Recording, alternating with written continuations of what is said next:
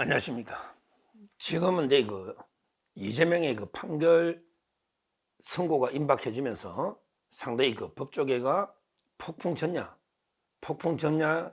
긴장감이 감돌고 있습니다. 왜냐하면 이제 유력 대선 주자, 어떻게 보면 이게 부동의 1위죠. 그 다음에 170석이 넘는 야당의 대선 주자를 대표를, 비록은 이제 1심이지만 피선거권을 박탈하고 배지를 떼버리는, 이거는 이제 엄청난 일입니다. 그리고 이제 1심이 되면 2심하고 3심은 이제 신속하게 정인이 없기 때문에 더 신속하게 놓을 거고요. 그리고 이제 1심 존중의 원칙, 1심이 워낙 신중하게 증거조사 다 했기 때문에 2심은 이제 새로운 증거가 없는데 결론이 뒤바뀌는 것은 상당히 어렵습니다. 그러면 사법부 불신이 난리 나거든요. 따라서 이제 이번 1심이 엄청나게 중요합니다. 근데 지금 법조계에서는요, 법조인들도 이제 만나면 이야기를 많이 합니다. 정치에 조금이라도 관심이 있으면 판결 너는 어떻게 예상하냐, 이런 이제 판검사나 변호사들, 법조인들도 이제 화제입니다.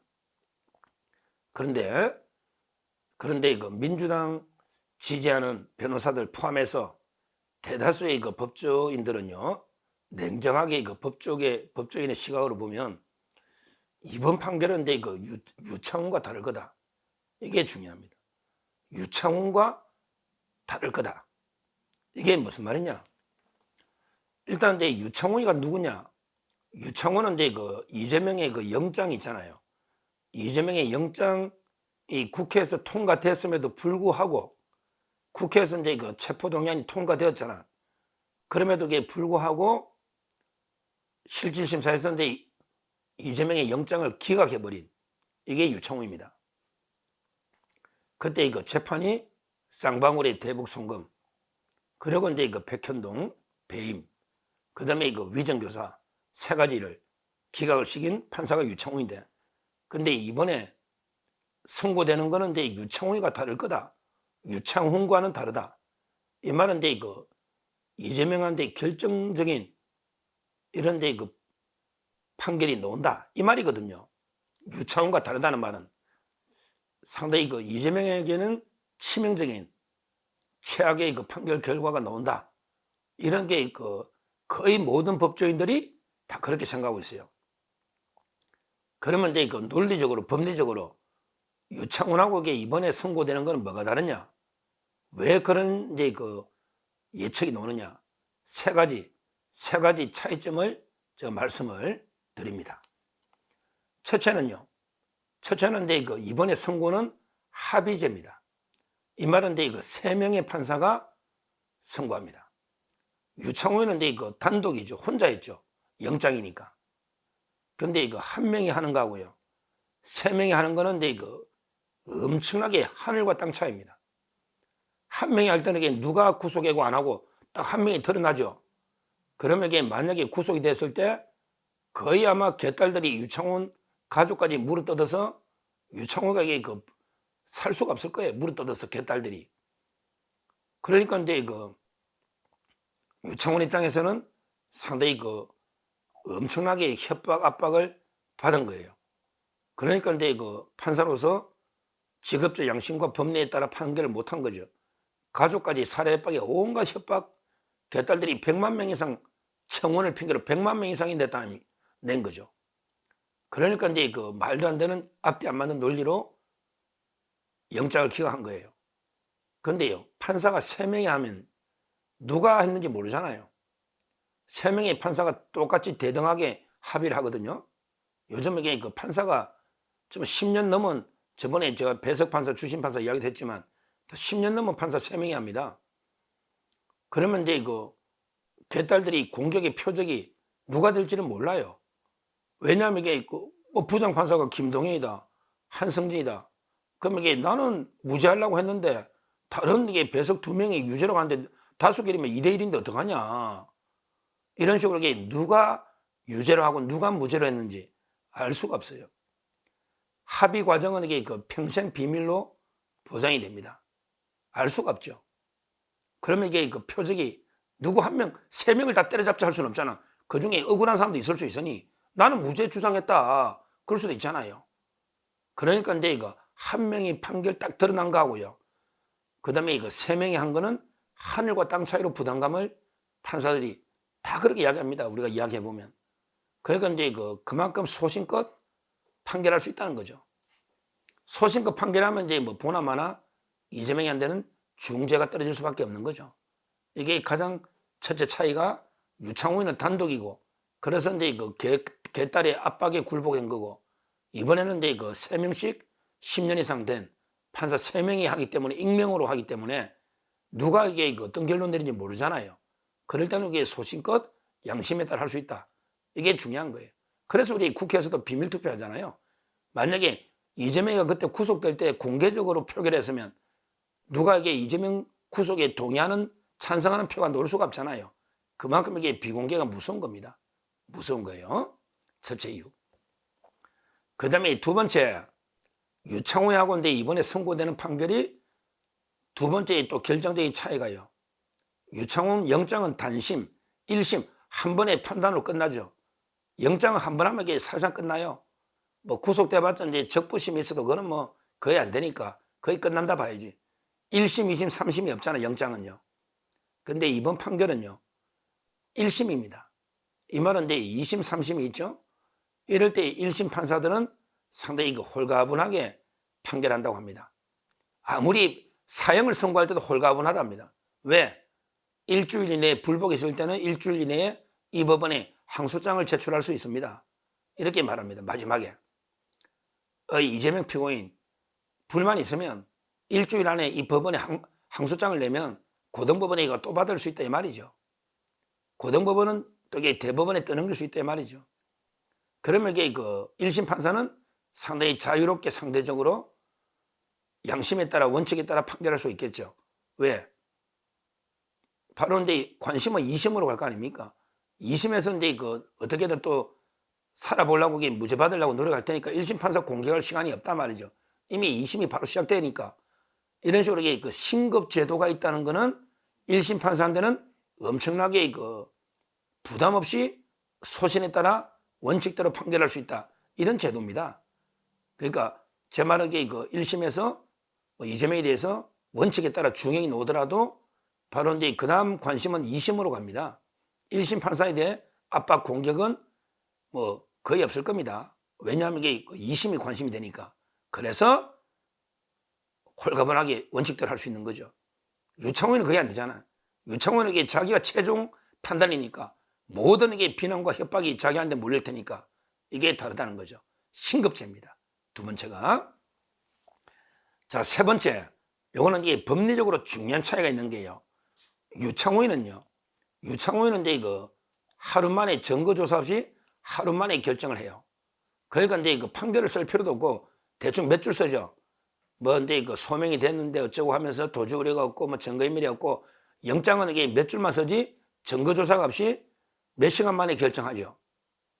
근데요, 이번 판결은 중요한 게 선거법은 2년 2개월, 그 다음에 위정교사도 1년 동안 많은 증거조사를 했습니다. 먼저 이제 수많은 증인, 예를 들어 이제 위정교사는 증인이 한 7명 정도밖에 안 되고요. 그렇지만 이제 선거법은 거의 한 80명 이상, 김문기 몰랐다, 그 다음에 백현동 협박, 이게 다 합치면 한 7, 80명 넘을 겁니다. 각 40명씩만 잡아도. 그러면 어떻게 됩니까? 수많은 정인들이 대부분에게 이재명이 유죄다 이렇게 증언을 했단 말이죠. 이걸 다 수많은 검찰의 인적 증거가 있고, 그 다음에 물적인 증거 있잖아. 서류 증거나 서정 조사라 그러죠. 서정, 물적 증거들. 그 김문겸 마음에 뭐 사진이나 문서들 많잖아요. 판사가요, 이걸 이게 판결문 한 3, 400페이지 쓸 겁니다, 이상. 그러면 판사가 이제 모든 증거를 하나하나게 무죄를 쓰려면 배척을 해야 됩니다. 이 사람 증거는 이래서 믿기 어렵고, 이 증거는 이래서 이게 증거 능력이 없고, 이 증거는 이게 이래서 증명력이 약하고 믿기 어렵다는 게 증명력이 약하다는 겁니다. 아예 증거 능력이 없느냐, 그 다음에 증거 능력이 있으면 증명력이 높냐 낮냐, 이렇게 2단계로 판단하거든, 증거조사를. 그래서 우리 판사들이요, 이거는 이게 모든 법조인들이 똑같은 이야기입니다. 가장 쓰기 쉬운 판결은 유죄 판결입니다. 형사재판에서 이제 그 유죄를 쓰는 게 가장 쉬워요. 왜? 검사 공소장대로 이게 쓰고 증거는 검사 거 인정하면 되니까. 가장 편한 게 형사 유죄 판결이고요. 그 다음에 그 쓰기 어려운 게 민사 판결이 어렵습니다. 민사는 공부를 많이 돼요. 쓰기 어려워요. 그 다음에 가장 판결문 쓰기 어려운 게 뭐다? 형사의 무죄 판결입니다. 형사재판에 무죄 판결 쓰는 게 가장 어렵다. 이거는 이게 뭐 모든 법조인 물어보면 100% 일치할 겁니다.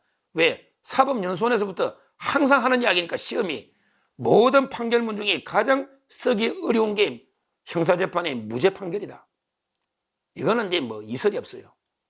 법조계 상식 중에 상식이에요. 자, 이재명이 무죄 판결을 받아야 되거든요. 이재명은 이제 이거 뭐 아니면 돕니다.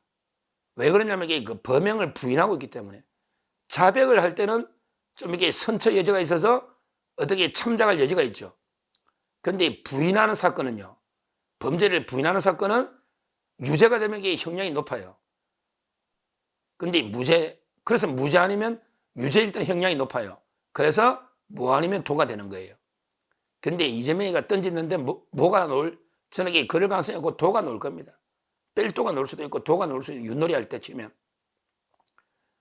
왜 그러냐면 이게 그 유창훈하고 다른 게, 유창훈은 그냥 이게 대충 그냥 한번 몇 시간 보고 기각시킬 수 있지만, 이번에 판사들이 이재명이를 무죄를 해야 되는데, 유일한 살 길은 무죄인데, 무죄가 아니고 이게 80만 원, 70만 원, 이거는 낙관죄로 이거는 못 놉니다. 왜? 자백을 안 하기 때문에. 다 잘못해도 자백하고 이게 싹싹 빌면 모르죠. 그게 아니기 때문에 100만 원 밑으로는 아예 유죄일 때는 꿈도 못 꿔요. 그러면 이게 무죄를 판사가 판결문에 다 써줘야 됩니다. 예를 들어 이제 김문기 예를 들어 보면, 뭐 호주에 간 것부터 수많은 사진이나 이게 정인들 있잖아. 유동규부터 이 모든 걸 이게 정인이 왜 믿기 어렵고 이게 왜 안 되고 이걸 써야 되고, 특히 백현동은 수많은 또 증거들이 도시계획 회의록부터 여러 정인들이 있잖아. 이거야말로 이게 백현동 이거야말로 뭐 직무유기로 문제 삼겠다 한 적이 전혀 없거든요. 그 우리 다 봤잖아, 공문들. 이걸 이게 판사가 다 일일이 배척해가지고 어떻게 무죄 판결을 씁니까? 어떻게 쓰느냐고. 특히 백현동 4단계 국토부의 직무유기 협박은 이게 어떻게 무죄를 씁니까? 쓸 수가 없잖아요. 그러니까 이재명 측도 뭐 말도 안 되는 주장으로 이게 국정감사, 뭐 국정감사니까 이게 그 국회법으로 고발 안 하면 일반 선거법은 안 된다고 막 말도 안 되는 주장하잖아. 근데 그때 일반 선거법이 왜 안 됩니까? 이재명이가 마지막 국감 때 대선 출마 이미 경선에서 이기고 나서 대통령 후보 되고 나서 자기가 이게 마지막 국감에 뭐 자신있게 하겠다 해가 거짓말하면 이게 선거법이 맞죠. 빠져나갈 길이 없잖아요. 그러니까 이재명 변호사도 이 국토부는 난감한가 봐. 어떻게 김문기는 뭐 인식의 문제인데 왜 기억난다는 내면을 어떻게 아느냐. 그것도 이게 말도 안 되는 소리지만 국토부는 이게 빠져나갈 방법이 없는가 봐. 위정교사도 그렇고요. 그러니까 이제 그 법조계에서는 유창훈과는 다를 거다. 이번에야말로 이재명이가 당선 무효는 이게 말할 것도 없고요. 상당히 그 중형이 1심의 선고가 예상된다. 이렇게 다 보고 있어요. 그러니까 이재명의 변호인도 그래 보는 것 같아. 왜냐하면 이게 무죄가 나올 게 확실하면 중개하자 할 텐데 중개를 못 하잖아요. 중개하자고 무죄 나올 것 같으면 이게 중개하자고 그러지. 중개하자고 못 하잖아요. 결론적으로 이제 정리해 보면 이번에는 이제 그 유창훈처럼 아예 개딸의 급박에 굴복해가지고 말도 안 되게 그 이재명을 풀어주는 이런 이제 그 얼토당토하는 판결이 나올 가능성은 없다. 유창훈과 이번에 선고가 결정적으로 다른 점은 세 가지가 있다. 첫째는 이제 그 세 명의 판사가 하기 때문에 소신껏 할 수 있다. 익명으로. 두 번째는 신급제 1심, 2심, 3심이 있기 때문에 1심 판사로서 부담 없이 2심에 떠넘길 수 있기 때문에 또 소신껏 할 수 있다. 마지막으로 세 번째, 가장 중요한 게 유창훈이는 심리도 안 하고 이게 선고했지만 이번에 무죄를 받아야 되는데 이재명이는 무죄를 받으려면 그 판결 쓰기가 아주 곤란할 정도로 이게 수많은 증거들이 검찰에서 이미 증거조사가 됐기 때문에 무죄 판결 자체가 불가능하다. 이 말은 이제 증거조사를 충분하게 거쳤다. 이 세 가지가 다르다는 겁니다. 다르다는 거예요. 지금은 이제 이거 임박했습니다. 11월. 저는 아마 이재명한테는 상당히 최악의 원칙적인 소신, 판결이 법리에 맞는 판결이 나올 걸로 일반적으로 보고 있고요. 지금 이재명이나 민주당도 그걸 알고 이게 그 판사 급박에 압박에 엄청난 게 그 사법 방해를 자행하고 있죠. 자기들도 이제 그 항소심 준비하는 거 보면 뭐 자기들도 그 1심은 사상이 그 포기한 게 아닌가 이런 생각이 들 정도로 이재명의 그 변론을 제가 정밀하게 모니터해 보거든요. 아마 이제 그 자기들도 1심이 어렵다. 그러니까 이제 그 비사법적인 방법으로 이 말하기 정치적인 방법으로 한번 이렇게 돌파해 보자. 그래서 이제 그 윤석열 탄핵이나 하야 또는 이제 김건희에서 흔들어 가지고 특검이나 아예 그냥 조기 대선 재판은 끌어버리고 무죄는 못 받을 거고 이런 데 전략을 쓰고 있는 걸로 보이는데 근데 그 선거법이나 위정교사는 거의 항소심 대법원이 3개월이면 충분하기 때문에 내년에 그 봄이 되면 최종 판결은 4월쯤 나오지 않을까. 11월이 잔인한 달인데 1심. 근데 그 최종심은 4월이 나오면 내년 4월은 진작에 대법원 판결이 나오는 이재명으로서는 최악의 잔인한 달이 되지 않을까. 이렇게 보고요. 그 세 가지 차이점을 잘 한번 이게 다 한번 보시면 뭐 요즘에 그 시청자님들도 거의 이제 준법조인이에요. 워낙 여러 방송이나 기사를 많이 보기 때문에 증거는 뭐가 있고 그게 다 알지 않겠습니까? 저희가 아무리 법조인이라도 이게 얼토당토하는 가짜뉴스로 방송할 수는 없잖아요. 다 이게 그 수많은 증거들을 받지 않습니까? 그리고 제가 말씀드린 거는 딱 팩트 아닙니까? 3인이 익명을 하니까 소신가 할 수 있다. 그 다음에 신급이니까 부담 없이 할 수 있다. 그 다음에 수많은 증거가 나오는데 이걸 어떻게 다 배척해서 무죄 판결 쓰기는 어렵다. 이 세 가지니까 앞으로 그 판결을 지켜보시면 되겠습니다. 감사합니다.